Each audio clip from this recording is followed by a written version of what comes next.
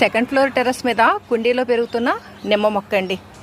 Extra పెద్ద పెద్ద కొమ్మలు వచ్చేసినాయి. అందుకని చెప్పేసి ఈ పూత పిండి ఉన్న ఈ కొమ్మలు మాత్రం ఉంచండి. అదనంగా ఉన్న కొమ్మలన్నీ తీసేసానండి. ఇవ్వండి, ఇవన్నీ ఈ ప్రోనర్ తోటి కట్ చేసేసానమాట. కొమ్మలు ఎక్కువ ఉన్నాయనుకోండి ఈ పిందెలు లాంటివి నిలబడవండి, రాలిపోతాయి, బలం సరిపోకనమాట. అందుకని ఎక్స్ట్రా ఉన్న కొమ్మలన్నీ తీసేసి గుల్ల చేసేసానండి. గుల్ల చేయడానికి టైంకి నాకేం కనపడలేదు, అందుకని కత్తిరితోటి ఇలా గుల్ల చేసేసాను అనమాట.